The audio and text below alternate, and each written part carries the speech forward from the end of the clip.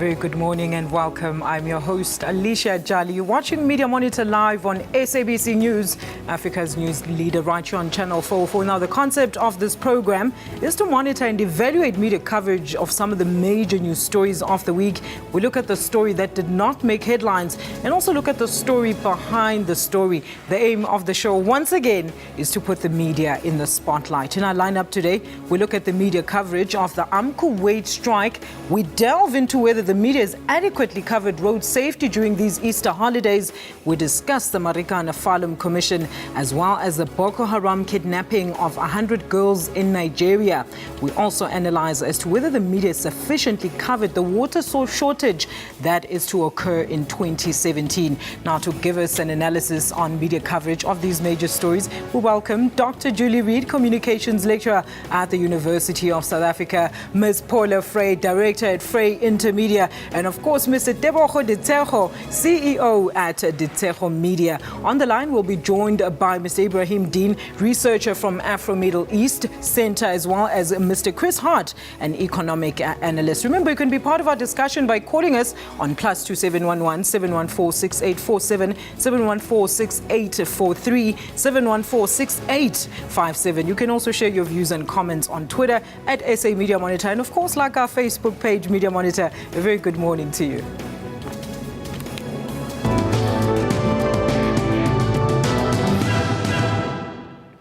A very good morning. In our top story today, AMCU has been urged to accept a new wage offer for an increase of up to 10%, which allows entry-level underground miners to get 12,500 Rand per month by July 2017. Now, this offer comes after engagements by platinum producers with AMCU President Joseph Mathunjwa on Thursday night in a bid to end the strike that has crippled the platinum sector. Talks in the platinum sector with AMCU are scheduled for Tuesday next week. Let's take a look at this clip.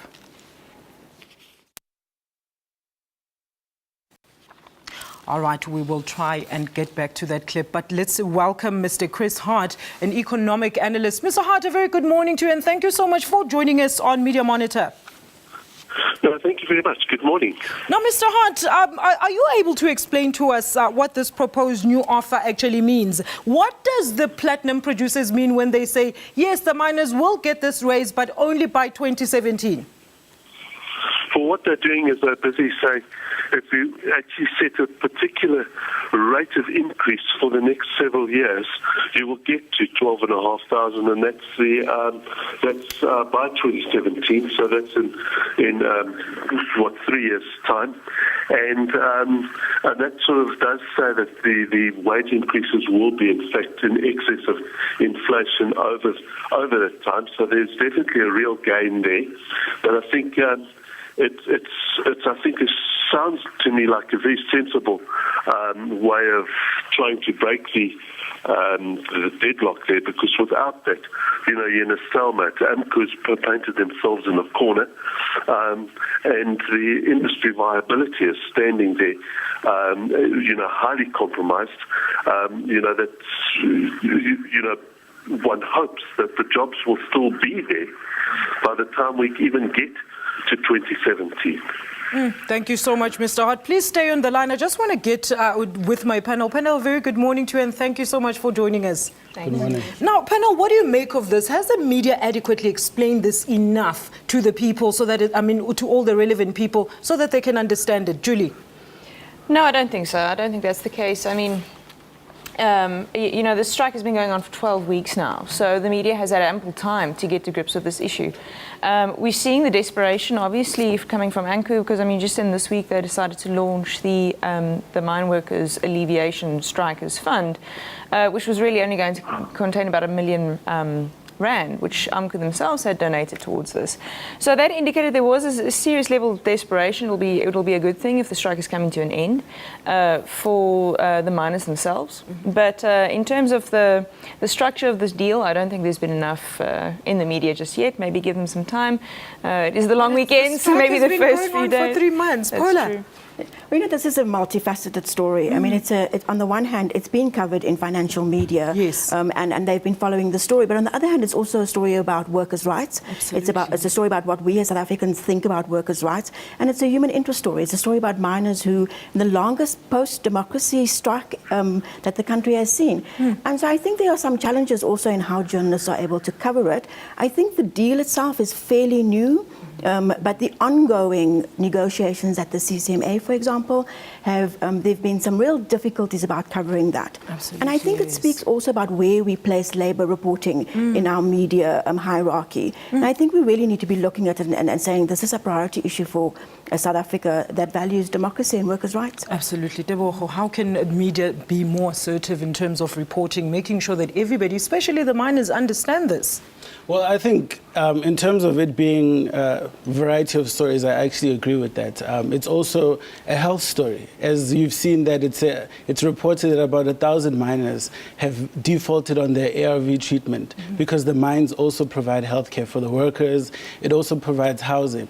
But in terms of the structure of the deal and the reporting of the structure of the deal, I think it might be a bit skewed because there's a reliance on press releases coming from the mining bosses, and then you have reverts that are coming from the union bosses. But I'm not sure if that 12.5 thousand rands is going to go towards wages. You'll find that it's also going towards benefits. So it's not necessarily going to be 12.5 thousand, but if now the union rejects it, we're going to now say that the unions are now being unreasonable. And that's exactly what I want to ask Mr. Hart. Mr. Hart, say now, what could be the outcome? Say AMCU rejects this offer. How will that affect our economy and the miners and the platinum producers themselves?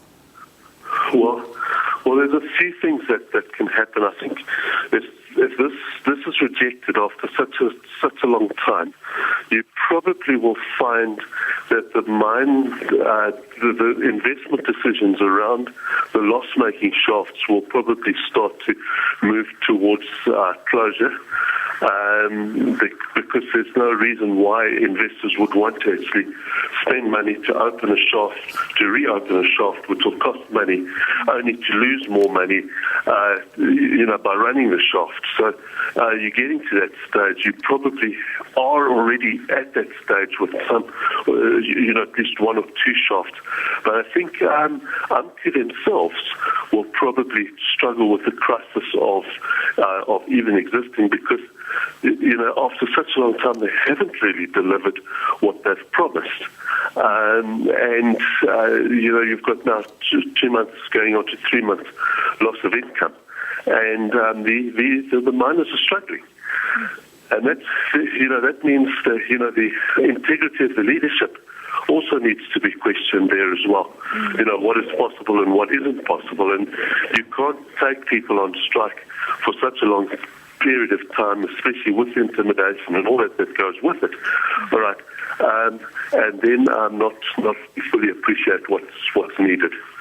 Thank you so much, Tebogo. Is there something you want to add? I see you violently agreeing with Mr. Hart there. No, Mr. Hart makes a very good point. I think what is lacking, and I made an observation when I was reading the story online, is that there was a comment from somebody who says they're affected by this particular strike, who says that one of their siblings has lost their house, has lost their car, and is now defaulting on a lot of the debts and obligations that they're having on a monthly basis. Now, I'm wondering that, if you're a journalist and you write a story, at least you would read the comment section to check what is the interaction with that story. And I think it's high time that we start to report on how this strike is affecting miners on the ground, because union leaders will continue to get paid, and a lot of them have a lot of money. But unfortunately, it is those people on the ground who are going to be affected. And we have to ask ourselves, is this short-term sacrifice going to pay off in the long term or not? We've been appealing, for the past couple of weeks that we've been covering the story, that, media is growing fatigued of the story. Why is it not constantly in the headlines? Because, there hasn't been any solution in sight. Paula? It's like, as Tebogo said earlier on, it really is about reporters waiting for a statement or a press release to be issued. And so no one who's losing their house is going to be issuing a statement. And I think that part of the problem and part of the challenge is for journalists to get out of the newsrooms and to go back to where the workers are and to start speaking to them.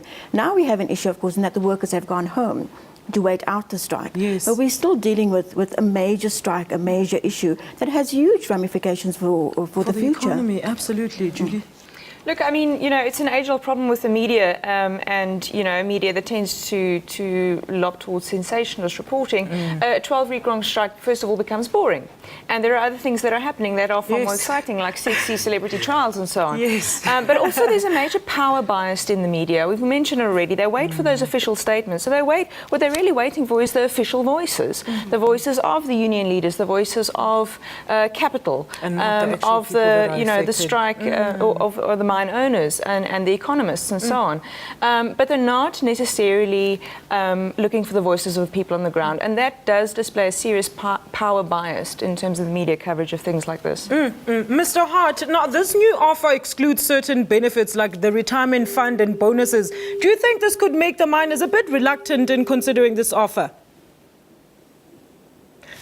All right, I think we seem to have lost Mr. Hart. But panel, what do you think about this? What do you make of this? There is talks that are due this week, and media is obviously waiting for the statements, like we've all agreed. What do you think they should be doing going forward with this? Should they be researching in terms of what this actual new offer actually entails and what it means for the workers themselves? Yes, I think if you look at what the press release from one of the mines said is that 55 to 60% of the mining expenses go to wages. So we need actual in-depth reporting, not only about the strike that's happening and the fact that it's the longest strike in the history of South Africa, but the fact that we need to know whether or not this is affordable for the mines to pay. And if it is affordable, then why are they not paying the wages that are being asked for? We need answers on that. And we also need to hold the union leaders accountable.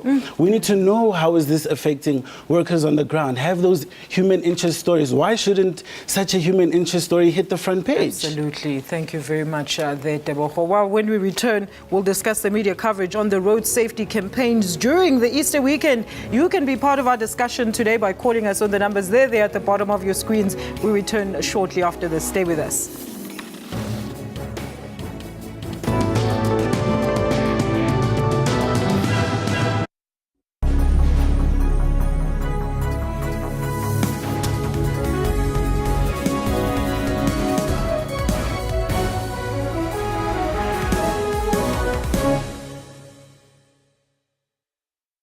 The international advocacy group Human Rights Watch says millions of people in Harare in Zimbabwe remain at risk of waterborne diseases as a result of contaminated water and poor sanitation.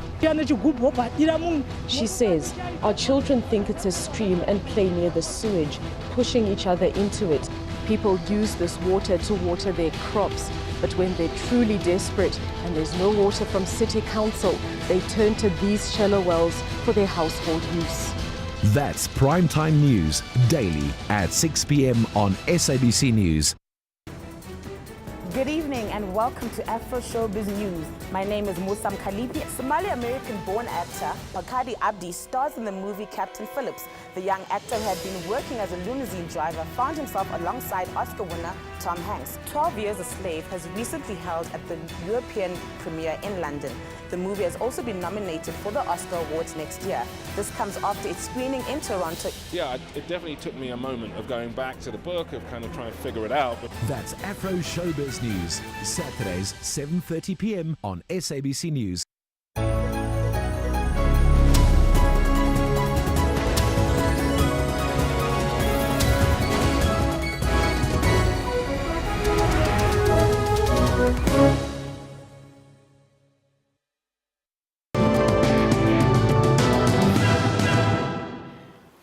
Welcome back. You're still watching Media Monitor. Remember, you can be part of our discussion by calling us on the numbers that appear at the bottom of our screens. In our next story, with it being the Easter weekend, South Africa's roads are expected to be congested, where millions have made their way to Maria and Boini, just outside of Polokwane in Limpopo, and of course, various pilgrimages around and within the country. Now, law enforcement agencies are on high alert on all major routes, while traffic officials have urged road users to always observe road traffic rules, although 30 people have been killed and 48 others are injured. We now analyze whether the media has covered road safety campaigns effectively. Let's take a look at this insert. People are being checked for different conditions, diabetes, as well as high blood pressure, and many other conditions that are actually hindering your ability to concentrate. Come up with all road safety interventions. But if we, as road users, we don't do our part, then all the road safety strategies will never see the success, so long as we don't obey the rules of the road. Now, panel, I just want to be very clear here. Who's not communicating to each other here between the government and the media, especially in these government-led campaigns? I swear these vital campaigns get such minimal coverage. Julie? No, well, look, I mean, the road traffic deaths and campaigns to stop road deaths are a pretty predictable story every December holiday and every Easter. Yeah. So, you know, again, it's sort of media fatigue with these issues, but that doesn't mean that they're not important. I think one of the most shocking statistics that came out in the media around this was not necessarily to cover the campaigns that are being led by government, but rather the number of unroadworthy vehicles that we have on our roads, which I think is also important, because I think it's also in the public interest. So many people are using public transport over this time, and they should be aware of the risks. I mean, something like 60% of public transport vehicles were declared unroadworthy. That's a large Many number. of them PUTCO buses, which PUTCO obviously denies, and so on. But I think that the media is doing an important job in a sense, but not necessarily, you know, they're not supposed to be the spokesperson for government campaigns anyway. But look, so the media is only invited to the launch of these campaigns by the government entities, and then that's it. They only report on that. They don't take these things further into really bringing them out to the people. Paula? You know, I kind of want to strip away the word the media, because it just makes it look like a homogenous mass, when in fact very, very often the road safety campaign takes different shapes and formats on different media. I think the problem with road safety, though, is that it's not really just about public awareness, as Julie was saying. It's about systemic problems also in terms of roadworthiness. It's about people getting licenses when they shouldn't be getting licenses, etc. So I have seen some really good investigations that reporters have done about people buying licenses for vehicles that are unroadworthy, for trucks, etc. I think part of the problem is this fatigue, that fact that the story doesn't change, and really which vehicle, and no pun intended, but which media vehicle do you use to get the message out? Because if you're talking to newspapers, you're not necessarily talking to the people who are on the roads over Easter. You know, if we want to have a successful media campaign, we need to go with radio and reach as many people as possible. But by the time the vehicle is on the road, it doesn't matter how safely you drive. If that vehicle is in a terrible condition, you know, you've already 1 foot behind. So I think that the issue here is, you know, who do we need to be talking to? How does government need to be talking to road users? Absolutely, and then road users themselves must get to the point where we don't want to get into a taxi that's unroadworthy. But don't you think that these campaigns only being extra publicized only during the Easter holidays and the festive, that could perhaps be the reason why people might just deem them ineffective? Debo?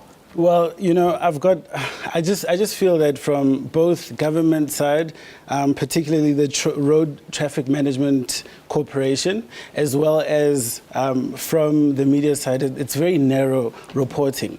If we start from government side, there are so many international examples that we can use. The United States of America is a very good example of how they inculcate responsible driving from the time when you're in high school into the time you go to tertiary. Actually, I was watching a YouTube video where there was simulation exercises in high school, where they would have these students act as if they were victims of a road fatality. Yeah. And then they would reenact reading out their obituaries to the students, and the students would be crying. They'd also do plays where there would be a real accident and the students are bleeding. To shock, To maybe. shock, yeah, it's actually to shock and to also educate at the same time. So those are the kind of strategies. I think a lot of our strategies are very boring. Talking about the fact that if you drive under the influence of alcohol, Joe Papa, I don't know, Papa Salsinje, you know that in prison. That, I mean, it's so one-dimensional. We need now to have a very creative communication strategy. And from the media side, I think it's very important. Let's stop making this just a statistic. Absolutely. Where only, 241 people died last year, this year, No, and then we we're only on 28. see. This is what I wanted to ask. Has it sort of become expected of media to just show grisly images in the aftermath of the tragic accidents? So much so that people just turn a blind eye to these. Very quickly, Tebo. Well, I think that's not what they're supposed to do. And if we reduce it to statistics, then we're going to miss out on stories that should be reporting on the impact that they're having. Absolutely. Thank you very much. Well, we're going to leave this segment here. When we return, we'll look at whether the media has sufficiently covered the Marikana Haram Commission and the Boko Haram kidnapping of approximately 100 students in Nigeria. You can be part of our discussion today by calling us and sending us tweets. We'll be back shortly after this.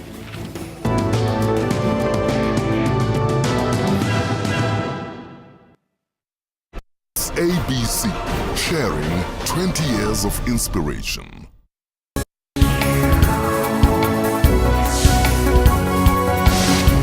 Good afternoon, you're watching the news at 1. Now, one of South Africa's largest education departments has a new boss. I will also motivate learners to love learning. Yesterday, the lobby group lost yet another court bid to have the system halted. Global wealth has risen by 68% over the past 10 years. That's according to a new Credit Suisse report. Well, it seems there's more gloomy forecasts in the foreseeable future for South Africa's economy. We need to sort out this mess in the labour market. That's News at 1, daily at 1 p.m. on SABC News. Who are we, you ask? This is who we are. We are technologically driven. We are unashamedly Afrocentric. We advise you not only on legal matters, but on health issues as well. We bring imagination to life. We celebrate arts and culture and lifestyle. We tackle life challenges head on. We dig deep. We probe. We question. We invite you to take a view from our house.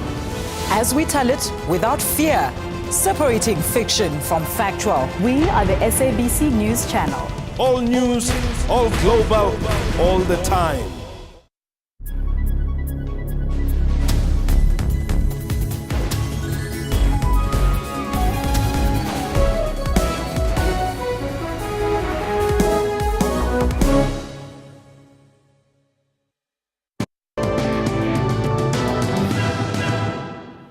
Welcome back. You're still watching Media Monitor. Remember, you can be part of our discussion by calling us on the numbers that appear at the bottom of your screens. There they are. Or contact us on Facebook as well as Twitter. In our next story, the identity of the police spy known as Mr. X has been a hot topic over a year now. Judge Ian Fulham ruled on Tuesday that police witness Mr. X will be allowed to testify in camera, and Fulham ordered that no mention of Mr. X's name or any other information which may reveal his identity be published or broadcast by the media.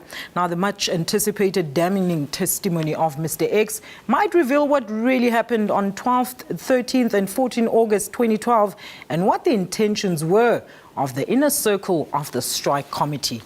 Now, panel, are we seeing a pattern here with our media when covering on issues like Marikana? All right, but before we do that, let's take a look at this package.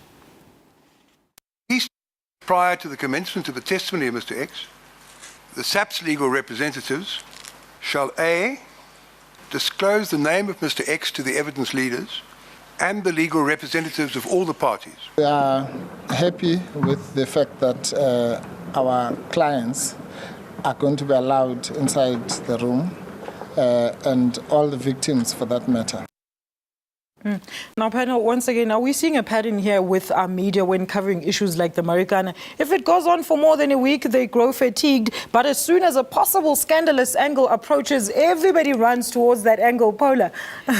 Well, even with our celebrity court case in Pretoria, we've seen how the numbers of journalists have increased and decreased depending on who is testifying. Yes. And I think the problem with Marikana, though, is that this is a very critical commission of inquiry and that the interest died down fairly soon. Yes. And so in some ways, we're quite relieved when journalists do want to go back there. There have been pockets of good reporting, though, but there are many, many stories there that are still untouched. And so getting reporters to go back there would be a very good thing.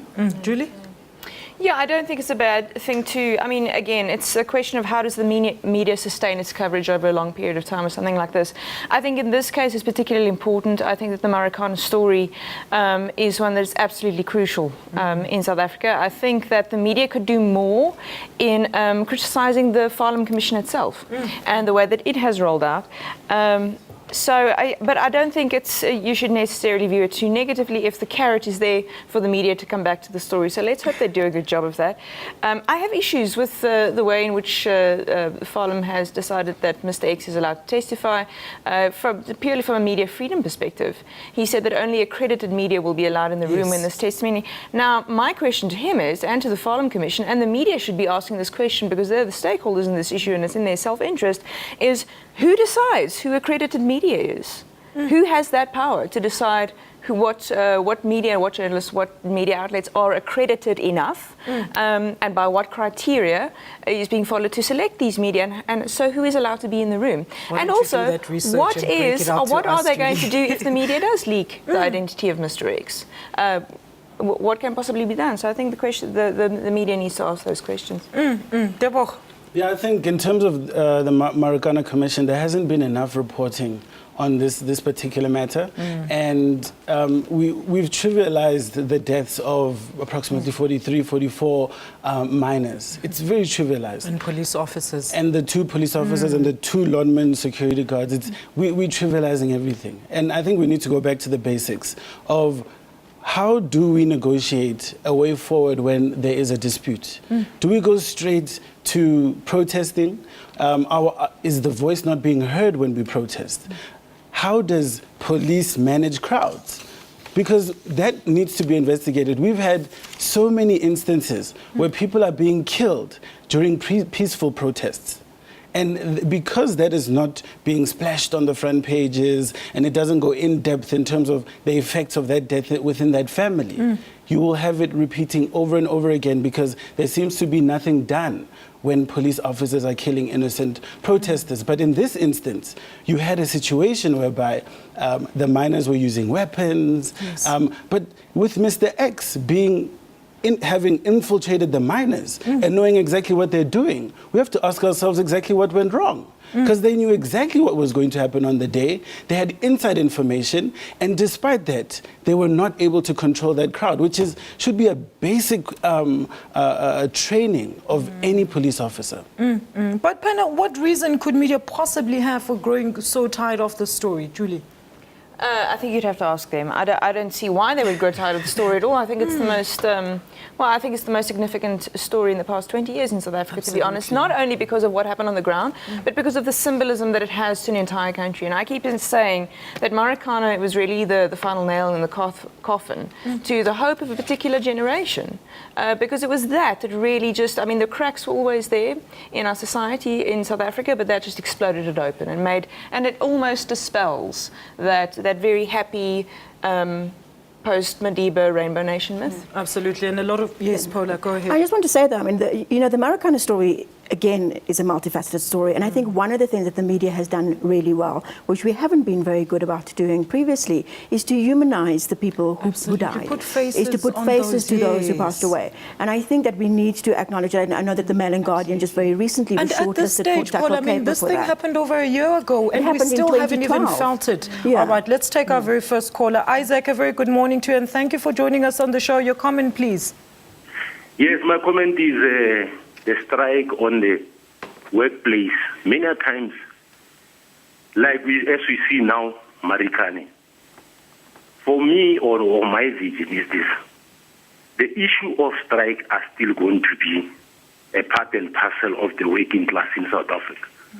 Why? The reason is being too many things have been changed since the new South Africa. Like, for instance, I'm working on the project of Eskom, building the new power station. Has been a lot of strike in that places and has been overlooked. The issues of the workers have been overlooked. We used to have unions that represent the South Africans, especially the black workers. Today, those unions are part and parcel of the management, in a sense that they've been bought the cars, supplies with the nice furnished houses, beautiful houses. The issue of the workers are no more addressed. We are actually treated worse than the monkeys. So the issue of conflict in the workplace is still going to be more and more in this country because of ignoring the plight of those who are doing their utmost. And they've been doing their utmost years and years ago, hoping that the new South Africa, we will be also treated like human beings. I can tell you that now the black people, especially artisans, the black artisans, are treated like animals, treated like monkeys. If you look, as I mentioned that I'm working for which company, in which project, if you can look there, we have 3 different kitchens or canteens where people supply food. What is that? Why it should be like that? Who are supposed to be a third class? Who are supposed to be a first class? All right, thank you so much for your heartfelt comments right here on the show. Isaac from Middelburg, thank you so much. And he says, well, you know, workers' issues are still not addressed, and this is still going to be a very prevalent issue amongst the working conditions. All right, we're going to take a very quick ad break. All right, we're not going to take a quick ad break. We still have more time. Let's now talk about the Nigerian military reported that Islamic militants have released a group of female students who were kidnapped in a government school in Nigeria's northeast Borno state on Tuesday. Major General Chris Olukolade said there are 8 more students that are still missing. Now, this comes a day after Boko Haram bombed a bus station that left 75 people dead. Panel, you know, it's really curious that this Boko Haram group is so popular and they know exactly how to manipulate the media for their gain, just like the Al-Shabaab militants. But there hasn't been a report that actually exposes them. Where are they hiding? Who is funding them? Debo. Yeah, this is a very deep issue. If you talk about Boko Haram and terrorist organizations, it is not as it seems. If you think of it, if you were to commit a criminal act and bomb a certain territory to create terrorism, would you be the person who raises their hand and say, it was me, I'm taking the blame for it? That is just not normal. And you need to understand that behind all of these terrorist organizations are syndicates who are running the terrorist organizations and who are using them as puppets to destabilize countries, and that is particularly because they want the resources of that country. And that is the bottom line. These are acts of war.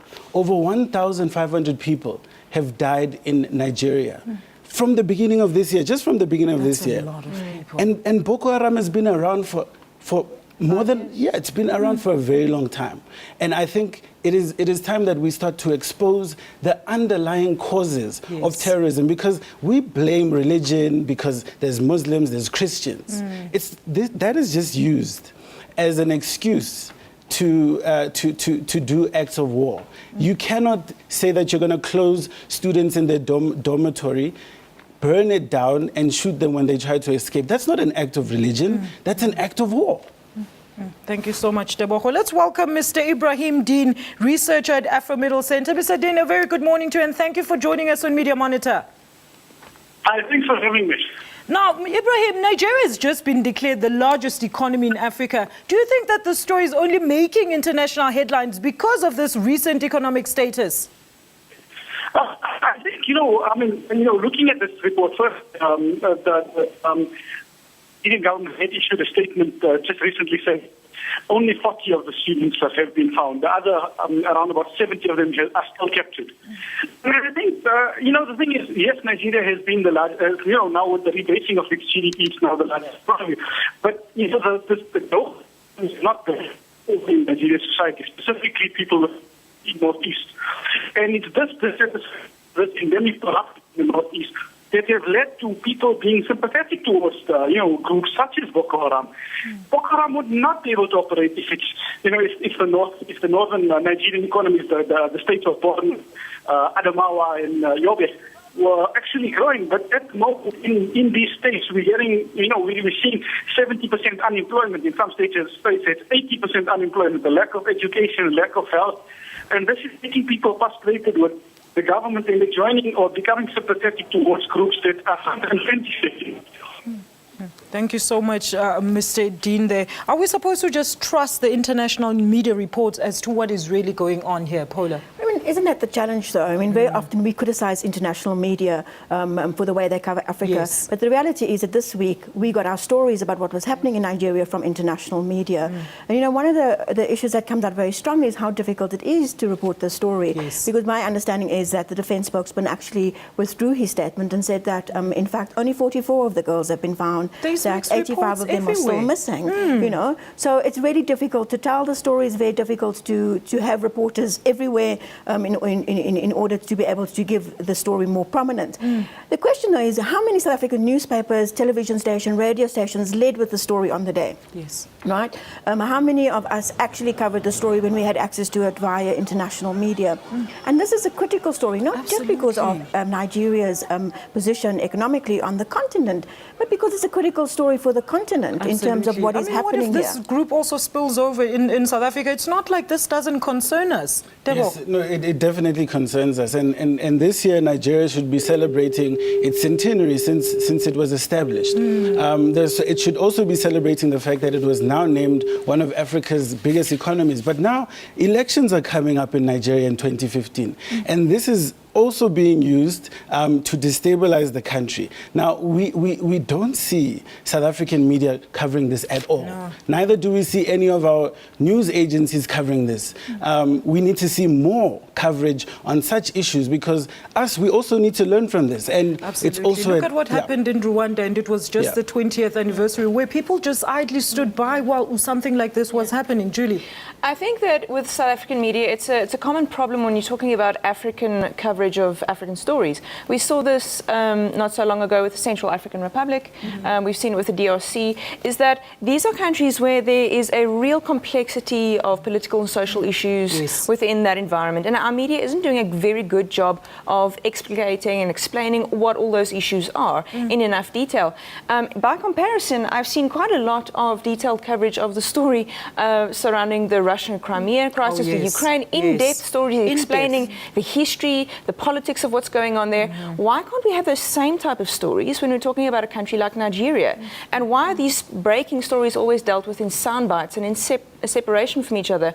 We haven't even mentioned the car blast that happened in Abuja on the same day that these girls were kidnapped. Those are related stories. Absolutely. And yet these stories are always reported in isolation from each other. So that's also a problem because it cancels out how complex the issue really is on the ground.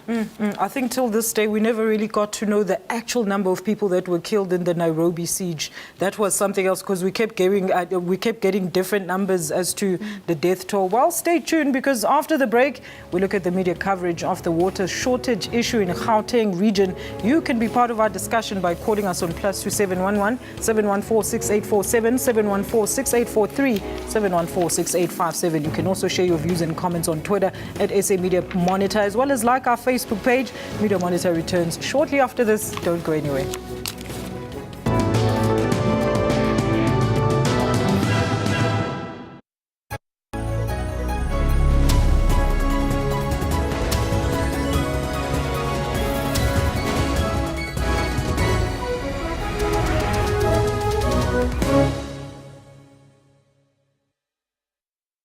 Your World provides trusted world, continent, and local stories. We deliver breaking news from across the globe and information on the latest top stories on business, technology, politics, and sport.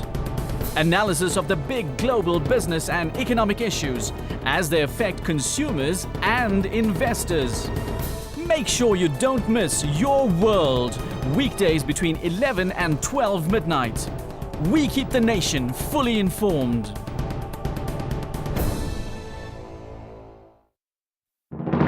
Zoom into Africa. This is Seychelles. The president is Mr. James Michel James. Seychelles got independent from United Kingdom on 29 June in 1976. The population is over 80,000 people. One of the major languages spoken is English. Monetary unit is the Seychelles rupee.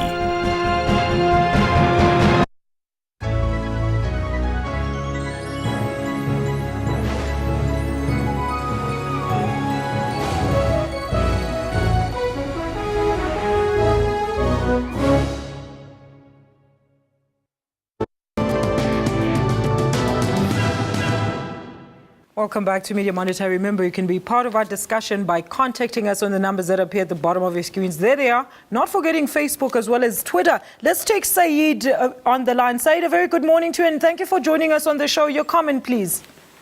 Good morning, ma'am. Good morning, Saeed. Please go ahead with your comment, sir.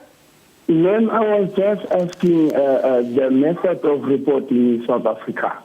Because of sometimes you find that when blacks are affected, then journalists go mad, and when the matter affects the white, then there are some stumbling blocks set up, like in the cases of the late AW murder leader who was killed.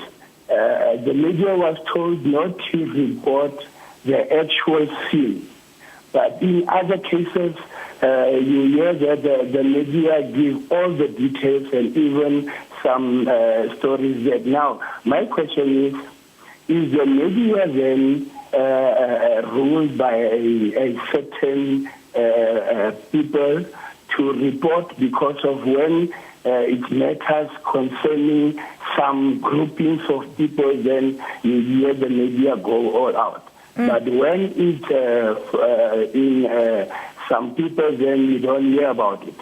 Like in the case of the man that was murdered by a white man because of he was angry, he was angered by his wife, and he decided to go to the bar and drink. And then when he went back to his home, he found a black man in the street. All right. He's going from work to home. And then that guy burned the guy on the back of the van. Thank you, Saint. I'm afraid we're going to have to... Thank you, Saint, for your input today. I'm afraid we're going to have to leave it there. Well, basically, putting in quite a few relevant points across their panel. But let's go on to our next story now. Recent studies suggest that Johannesburg can soon find it difficult to supply water for the city's growing population if drastic measures are not taken to reduce water usage in the city. The studies warn that it is highly likely that water demand by 2017 will soon outstrip the supply. This year, the city of Johannesburg announced its plans to spend more than 30 billion rand over the next 3 years to replace and upgrade aging water infrastructure, as well as installing new infrastructure. Now, panel, this is quite worrying. Here's a serious potential hazard, and yet it is in the bottom left corner of page 15. Really, doesn't the public deserve to know what is going on here? Paula, let's start with you. Well, so the issue of water, I mean, it's a lot more complex than simply the issue of water shedding. And I think one of the things that we start off with the knowledge that Southern Africa is a water poor region, and that when you get to a city like Johannesburg, where you have competing water needs from industry, from households, from agriculture, etc., you can understand how it then becomes really difficult to manage this.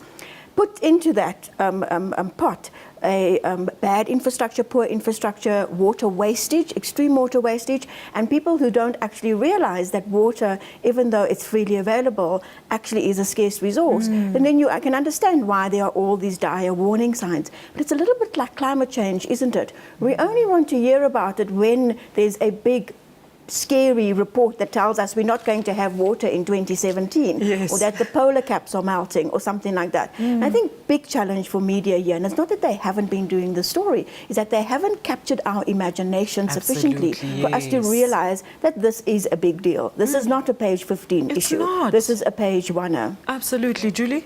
Yeah, I think again we come back to that the issue that we were discussing earlier again of the power bias in the media, because we're told a lot in all of the media coverage that I've seen on the impending water shortage in Johannesburg. The biggest question for the media is always, how is this going to affect industry? Yes, especially exactly Sasol and Eskom, and how's this going to affect them? But there's very little coverage on how this is going to affect the average people on the ground. And that might sound silly, but we must remember that we always think of Gauteng and of Johannesburg as this big economic hub, and we forget of the millions of urban poor living in this region. And I mean, these are people who are already struggling to access water on a daily basis. So this is only going to make the problem for them even more acute. And so it has the potential to really upset things on a social level as well. People are already, this cliche now of service delivery protests. Yes. Well, this is going to make matters even worse. So there's really serious impending social implications. It's a real disaster. So the media needs to start interrogating, well, why weren't alternative water sources investigated by authorities sooner? Yes. Why was water infrastructure not properly maintained all this time? Why is so much water going to waste? Why isn't there a better popular education campaign explaining to people why it's important not to waste water? Why haven't all of these things happened? So we need to start asking these questions in the media. Now, did this story not make headlines because the survey only implicates Gauteng, which you've just said there, Julie? Hey, I mean, don't we all live in the same country? Is it only because I can say, well, I can run to Durban, there's rivers and the sea there, when this happens in Johannesburg? Debo. Well, look, I think in terms of this, we need to give kudos to the Times, which broke the story on the 14th of April. And they broke the story around a report which seems not to have been made available to the public from Johannesburg Water. And it alleges that next year, Johannesburg is going to run dry in terms of water, and they're going to start having what they call water shedding, so that people can understand. Just like electricity. Just like electricity. So that is a very serious issue. That's actually an issue of life and death. Without water, I don't know where we're going, because that is like the lifeblood of our economy. We can't do anything without water. Absolutely. And I think it's very important for us to put it on that front page. Let's get clarity, because some reports say 2020, some say 2017, some say next year. We need a little bit of clarity on that. Or some say we'll cross that bridge when we get to it, just like the media. Well, after the break, we're going to read your tweets and also discuss what the analysts anticipate will be the most talked about topics for this coming week. Do share your views and comments on Twitter at SA Media Monitor, as well as on Facebook. Don't go anywhere. We'll return shortly after this.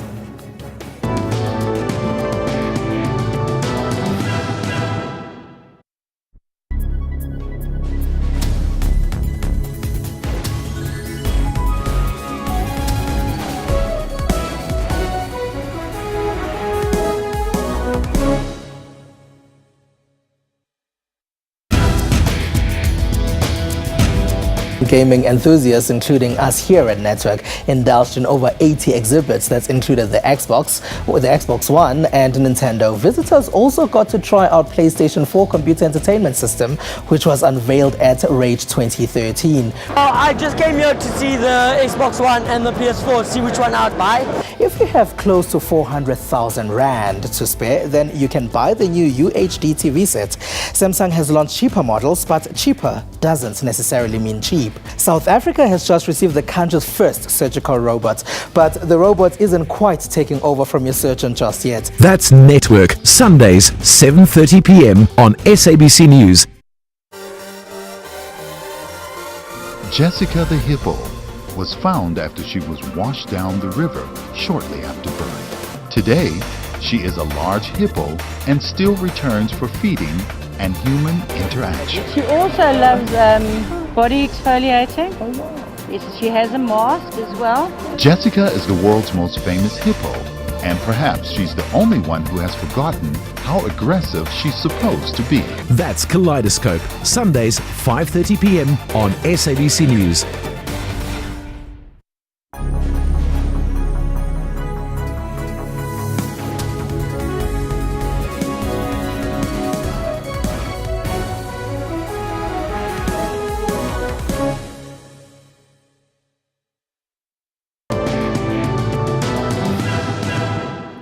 Welcome back. This is our final segment right here on Media Monitor, where we get to make a lot of you popular, and that's all to our loyal viewers. Let's see what some of you have written to us on your tweets on some of the topics that we've been talking about today. Our loyal viewer there, Mazwai Voklega, says, SA Media Monitor, very informative. I'm impressed. Thank you very much to Mazwai Voklega. Let's take in Tsebele Neomankhe. Et Neomankhe says, AMCU is about to unlock our South African mining colonial wage system. Thank you so much, at Neo Mankhe. Let's take Frido, says they'll refuse it, makes their situation worse off. Law doesn't allow removal of benefits. Thank you very much for that insight, Frido. Let's take Christine. The only view that truly matters is that of the mine workers who have gone without a salary for over 2 months. And that's exactly what we've been talking about here, Christine. Thank you so much. And last but not least, at Tamalo says, is some African traditions, people are not, or rather in some African traditions,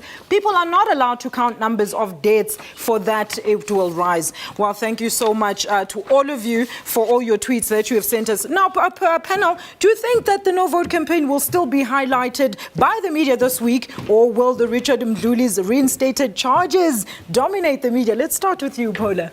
I think that AMCU will still be on the media agenda. I also think, of course, elections will continue to dominate the various issues around elections.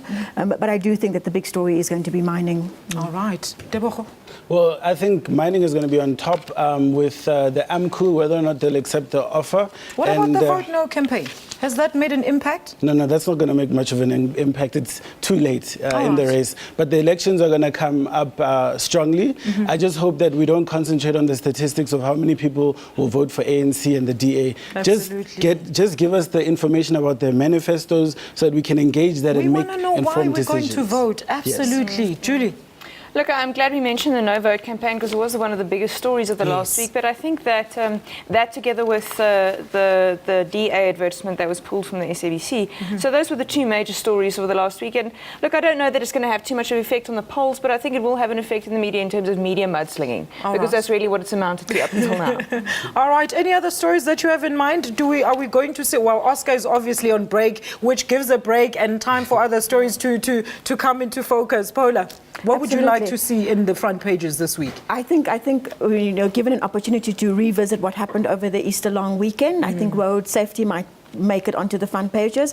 But I do think that that we need to, as Boko was saying, have more in-depth coverage on the elections, what people are actually offering, what the manifestos actually say, rather than the he said, she said reporting. Let's talk about that, panel. How should media be engaging with people, especially around these manifestos? I mean, the elections are almost less than 2 weeks away. Julie? I actually, I'm not too sure about the manifestos, actually, because the manifestos, I think that many media readers and users will just see that as empty promises. I think that media users are more interested in parties' performance over the past 5 years. What have you done since the last time I voted for you? So more of a historical analysis of what has been accomplished by each party, I think. Is that what we're saying? We're only going to count. I'm only going to vote for you if I've seen what you've done for me, Debo. Well, is that the way to approach these elections, though? Is that an ethical way to look at this? I think there are a variety of ways that we should approach it, and that is one of the ways. I mean, we need to find out how have you performed. The progress that yes, you've in terms of the promises that were made previously and now. But also, you've got new political parties who haven't had an opportunity to perform. Now, we need to take their manifestos and see whether or not they have the resources to actually implement, and whether or not what they are proposing is actually feasible. Because I've seen a lot of political parties make claims that are as crazy as saying the moon is going to be a bit closer to the earth. We need to actually see whether or not it is practical what they're saying, and then scrutinize it from there, so that when they do go to these interviews where they are explaining their manifestos, we can say to them that this was not feasible, according to this financial... Well, all we hear is, well, when people open their campaigns, it's about what the other person hasn't done and not necessarily what they are going to do and proposing a way forward. Well, that's where we leave it. Thank you very much to my panel for joining me on my birthday. Thank you very much, panel. Our viewers' contributions and suggestions is highly highly valued. Remember, you can also email us your views about the show at mediamonitor@sabc.co.za. Share your views and comments on Facebook. Go to www.facebook.com/Media Monitor and like our page. You can also follow us on Twitter. That is at SA Media Monitor. Thank you so much for watching Media Monitor today. Join us again next week, same time, same place. That is right here on SABC News, undoubtedly Africa's news leader. For myself, Alicia Jali, and the rest of the QTIV team and the panel and crew, have yourself a very blessed Easter Sunday. Goodbye.